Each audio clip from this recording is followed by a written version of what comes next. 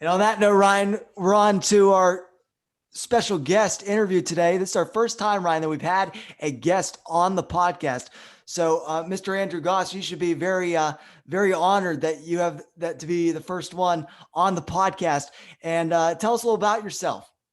I'm Andrew Gaus. I am Ryan's older cousin. His mom and my dad are siblings, so I know Ryan quite well. And as we just discussed a little earlier, Alex's dad actually was my middle school history teacher.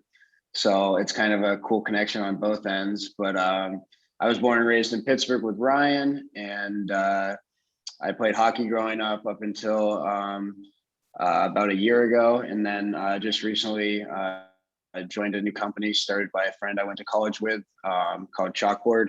We're a messaging platform for sports gamblers. And as of a few weeks ago, we're the first app to ever sync with the legal sports books like Barstool, FanDuel, and DraftKings.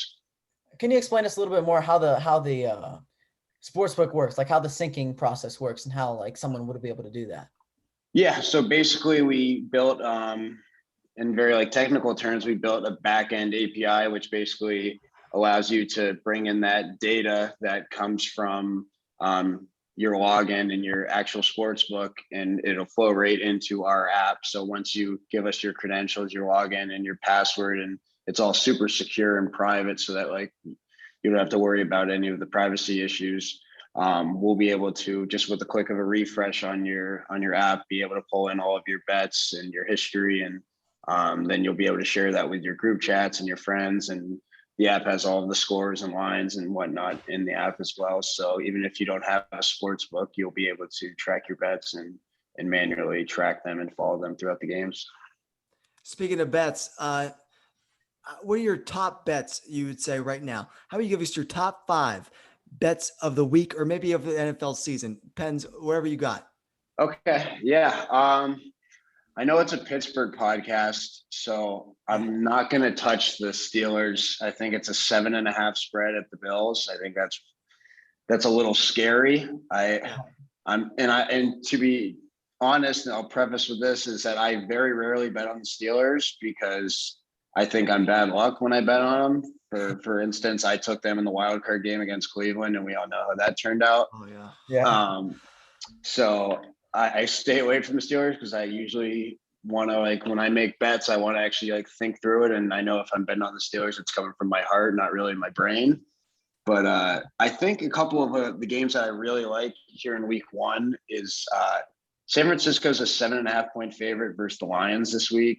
I think even with the quarterback competition, it looks like Jimmy Garoppolo is going to start. I think their offense is going to overwhelm Detroit, who's in a subtle rebuild year with like a first-year head coach. And I don't know how Jared Goff will fit into that offense right away. So I really like San Francisco.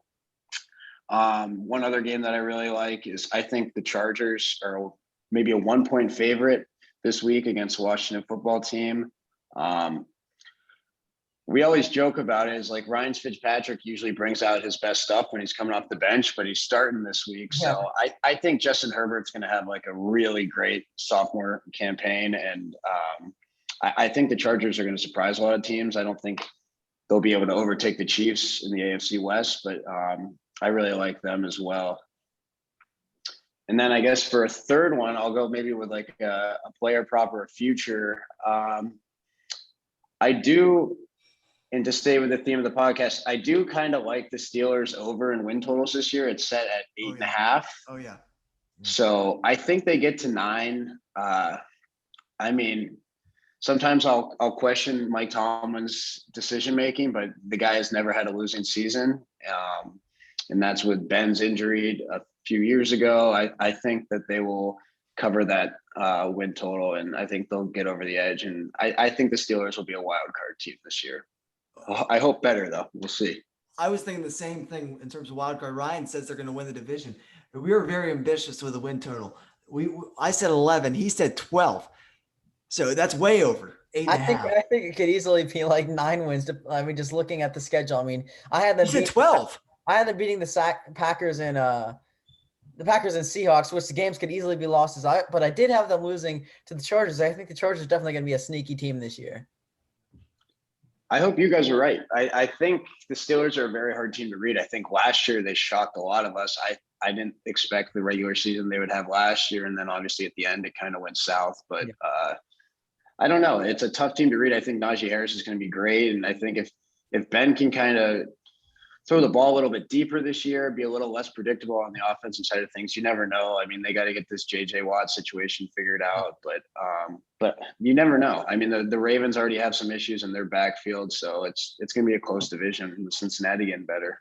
One of the reasons I think a lot of people like that Steelers over bet is because they had 8 wins with Duck Hodges at quarterback. So if they could get 8 wins with him, they should be able to get 8 wins with Ben.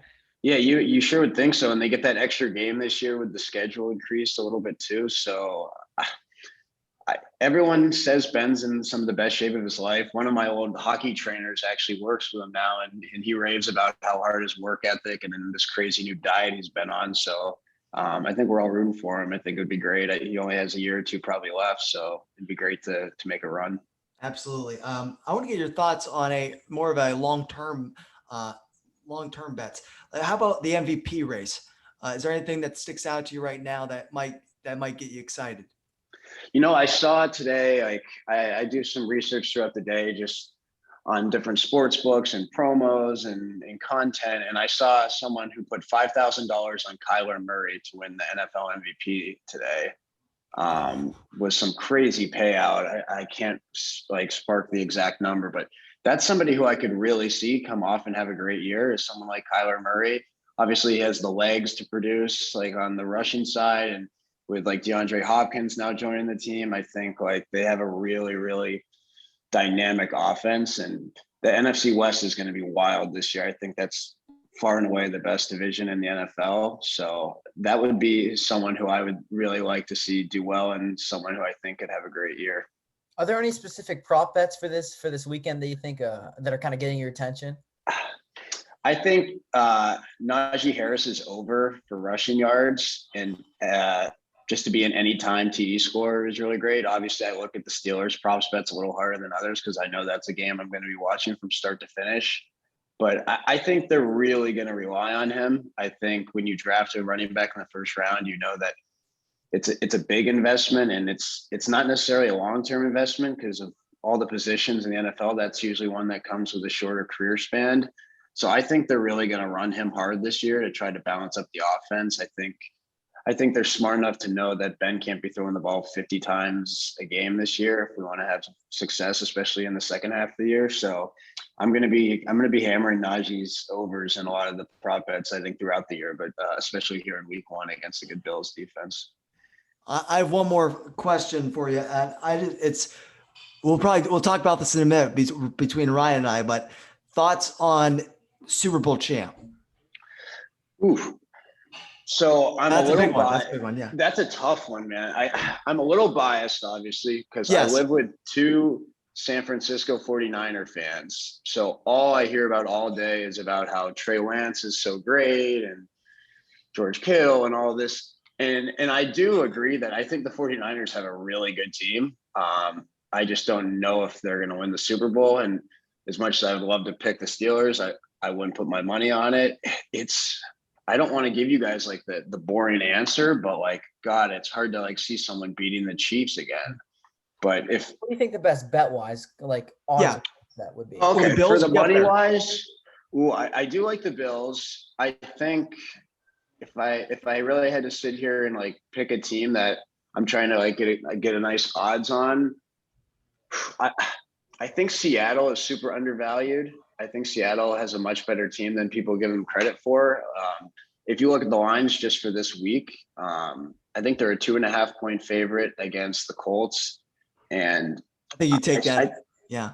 I'm going to take that. And I'm going to put a couple bets probably on that one, maybe a parlay and also just a straight bet, because I think Russell Wilson's good on the road. I think they have a balanced attack. DK Metcalf is someone who is an upper echelon wide receiver who sometimes doesn't get that much credit for it, playing out in the West Coast. But I think that's a team that's going to surprise a lot of people. And then I also think, like, to go off the theme of the NFC West is that the Rams have a great team. And I think like Matthew Stafford could be in that MVP conversation we talked about a little bit earlier. That's a real good one. That's a real good one. How about that, Ryan? Yeah, I mean that's there's a lot of sneaky players. Like you don't know who's gonna have a big year. I mean, it's just all up in the air this season. It's gonna be fun to watch. I agree. Yeah, I think it's going to be really cool. I think it's a great season. It's going to be awesome to have fans back in the building. And I mean, I'm a hockey fan first, obviously played and all that, but the NFL is something special about the NFL season. Yeah. It really is. And we really appreciate you coming on today, Andrew. And hopefully we can make this a recurring segment as often as we possibly can, because we really appreciate having you. And you're going to provide a lot of insight and advice coming up forward. Absolutely. Glad to come on whenever you guys need me. Love the podcast. Been listening to it for a long time now. So I really appreciate you guys having me. Yep. Thank you.